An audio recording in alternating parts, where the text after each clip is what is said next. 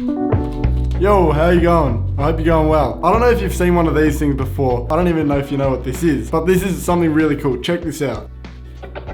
Look at that, like how cool is that? This is a portable speaker. If you follow me on Instagram, you would have seen that in my Insta stories, I usually have this next to me when I'm editing, because how cool is that? You can just look at this whilst you're editing and listening to music. It's awesome. I actually bought it for myself for Christmas because I'm like, I don't really buy myself enough stuff. I want to buy something cool. So I walked into JB Hi-Fi, I saw this and I'm like, sold, I'm buying this. Anyway, as you can see, I get distracted really easily. Today we're going to be talking about what is going to be in my camera bag for this year, 2019. First of all, before I get into this video, I just want to say that I've got a lot of camera gear in my camera bag that I've accumulated over years. So all this stuff I haven't just bought it at once because it is expensive. That's the reality. Camera gear, drones, all that sort of stuff, it's really expensive. So if you're watching this video and you're like, damn, why don't I have all this camera equipment like he does? Don't worry, because I've accumulated over the years and you can do this too if that's what you want to do. But yeah, I just thought I'd let you know that this stuff is going to take you time to get, and it's good. You got to work for it. It's good working for something, having a goal towards getting a new camera,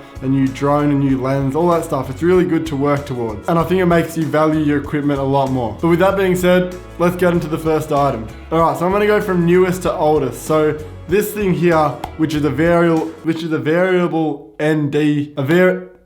a variable ND filter. I bought this about a month ago, and essentially I put it over here, and I don't know, you probably can't even see me now, but it makes it darker. So when I'm vlogging during the day, if it's really, really bright outside and I want to have the right settings that would make the film look as cinematic as possible, it will be way too bright for my camera. So you put this over it, and it makes it darker. This is essential if you're a filmmaker or a YouTuber or a vlogger and you want to film during the day. This is essential. This is something that you should definitely keep in your camera bag for this year. It did cost about $150, but hey, if you're spending $1,000 on a lens, $150 is going to be really worth it if you want that nice, clean cinematic footage during the day. All right, moving on to the next thing. This beautiful lens here. This is honestly, since I bought this I bought it at the same time as I bought that filter. So about a month ago, I'm in love with this lens. It's called a Sigma 35mm Art Series. So the beauty about this lens is that the aperture can go... Jesus, Mike. Hey bro, What's up? I'm filming a video, mate. Oh really? Yeah. Okay, call me when you're done. Mate, you just interrupted me. How could you? Oh. I want you to apologize. No, you. Anyway, getting back onto the video. So the good thing about... What was I saying? Oh yeah, the good thing about this lens is that the aperture can drop all the way down to 1.4, which means you can get those really, really nice bokeh shots, which is all those out of focus balls of light. So if you're a portrait photographer or you want to start doing more portraits in 2019, I would highly, highly, highly recommend you get this lens, because it's only about $1,000, which obviously is still expensive, but it is so worth it and you get the sharpest photos. It's awesome. Also, the good thing about that low aperture is that when you're shooting in low light situations, if you drop the aperture down to 1.4, it's going to open the aperture really wide so that you can let a lot of light in, which means it's going to be easier to shoot in low light situations. Moving on to the next thing in my camera bag is these two things. And I bought these at the exact same time because essentially this is a second vlog setup for me. This here is a Canon M50 and then this here is a GorillaPod, and when you put them together it creates this. So this is like the vlogging setup. So you just pull this out, which is a really cool thing about this camera. It's got a flip screen which you can pull out, and then you can see yourself whilst you're vlogging, so you can see what it looks like. Actually, the proper way you're meant to do it is this.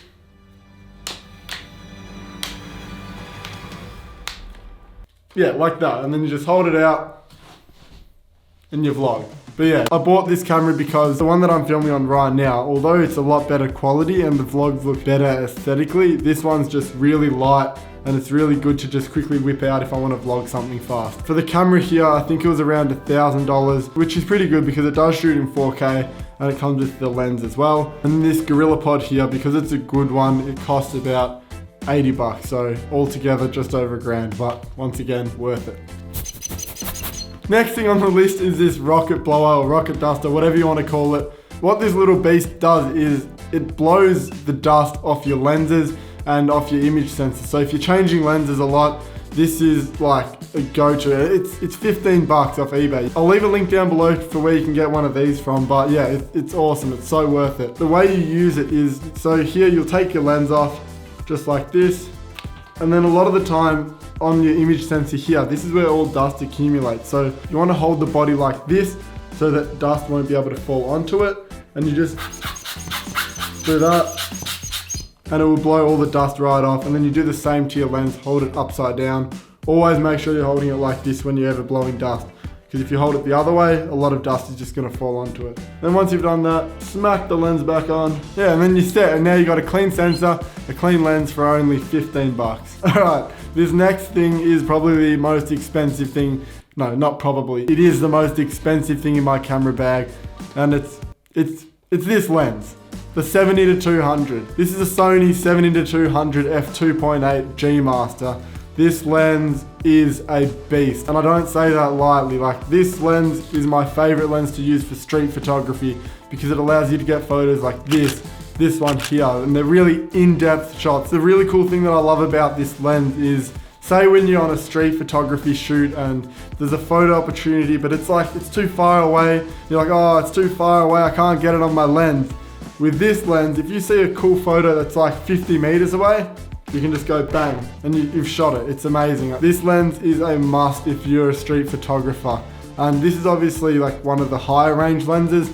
You can get sort of less expensive ones which will still do a really good job. So definitely consider a 70-200 for your camera bag for 2019. All right, so we're nearly finished going through my camera bag. This next item here, which I've had it since it came out. It's the DJI Mavic Pro, the first ever Mavic Pro. Although this isn't the new Mavic, it still does an amazing job. It's what I use to get all my drone photos and to get all that sort of drone cinematic B-roll in all my vlogs. They were over $2,000 when they first came out, but now you can pick them up for around $1,000. So it's definitely a good option if you like filmmaking or aerial photography, doing those sort of classic beach look downs, or whether it might be a nature shot of some trees, whatever it might be. It just enables you to get that other angle that you can't get with a camera. I just wanted to add in a little bonus item. So if you do event photography, these two items here are going to really help, especially this one. So first of all, I've got the Nikon SB9, oh no, Nikon, right? This is the only thing that Nikon does well, this flash. Like, this flash has never let me down. It will set you back around $600, but it is totally worth it if you're an event photographer because it's really powerful and the reload time is awesome. It's really quick. But if you don't want to spend $500 or $600 on a flash, you can just pick up like a $200 or $100 one off eBay or wherever you can find it, and then you can use this. So this is called a Gary Fong diffuser, and it is the god of diffusers. I've been doing event photography for about 4 years. I don't really do it as much now, but when I used to do it, I used to have a normal sort of random diffuser, and then when I bought this, my photos just turned out super diffused, and the light on everyone's faces was really nice and soft. This cost you about $180, but once again, if you're going to be doing event photography, just buy one of these. It is so worth it. So the next thing in my camera bag, which I'm actually shooting this whole video on, is my Rode VideoMic Pro Plus, which is where I'm getting this nice crispy audio from. The Sony a7R Mark II, and the lens that I'm shooting this on is the Sony 24-70 f2.8. Starting off with the microphone, I would highly recommend it if you're a vlogger, because the key thing that this does is the microphone turns off when you turn your camera off. The problem that a lot of people face is they've turned their camera off and they'll leave their camera for like a couple of hours, but their microphone will still be on. So the next time they go to record or vlog something, the audio will be crap because the microphone's run out of battery. That's a really cool thing about this guy up here. Next thing, the Sony a7R Mark II. This is a really good camera. If you look at my Instagram, all the photos there are taken on this camera. And then also being a Sony camera, it takes really good video as well, which is why I use it to vlog and create these videos for you. And then the lens, the 24-70. I would say get a 24-70 for your first lens. If you want to be making money out of photography, and if you also want to do your own creative stuff, I would say to get the 24-70. It was my first lens when I bought my Sony, and it allows you to do street photography, like nature photography, like you can do all the creative stuff, and then say you want to go shoot an event or something, it's perfect for that as well. You can get wide shots of people, and then you can zoom it all the way into 70 and get those nice in-depth candid shots as well. So 24 to 70 is a really good option for your first lens. Next up, we got the thing that my camera's sitting on right now, which is my tripod. And this is a Manfrotto, I think Manfrotto. It's an Italian made tripod, so you know it's good. I'm Italian if you can't tell. I've had this tripod for a couple of years now and it's still in perfect condition. Like, these are made so well. They go for $200, but once again, it is super well made and it's sturdy. So when you're taking a long exposure at night, it's not going to shake around if it's a bit windy at night. So definitely consider that if you're looking for a new tripod. I was just about to finish this video and I realized that I haven't even shown you what camera bag that I have. And I've had this literally since day one, since probably 4 years ago. I've still got the exact same one. It's falling apart like a little bit, but it's done me good over the years. And it's called the Case Logic SLRC-206. And the good thing about this camera bag is it's got these little pouches in it and you can reorganize them to whichever way you want. So whatever camera gear you have, whatever equipment you have, you can sort of rearrange this bag depending on that. Also, it has a laptop section where you can put your laptop in. So if you're a traveler, if you just want to take your laptop to a shoot or whatever, it's perfect camera bag for that. All right, well that pretty much brings us to the end of the video. Like I said at the start of the video, it doesn't matter like what camera gear you have. And obviously you're probably thinking, how can this guy say, oh, camera gear doesn't matter, when he's just shown us thousands of dollars worth of camera gear? Like, what is he talking about? Well, like I said before, I've accumulated this over time and it's just fun. It's fun to have different lenses because you can get different types of photos, and then with the drone there, you can get a different angle in photography. Because that's the main thing. It's about having fun with photography, because if you're not having fun, why are you doing it? Essentially, why are you doing it? To make money? What are you doing? No, you're stupid. Don't make money. Only have fun. Turn down all your clients. No, don't do that. But with that being said, that pretty much concludes today's video. If you did like it, press the like button. Drop an eggplant, maybe consider subscribing to my channel if you want to learn a bit about photography, behind the scenes of photo shoots, editing tutorials, all that sort of stuff. And as always, stay inspired, keep creating, and I will see you in the next one.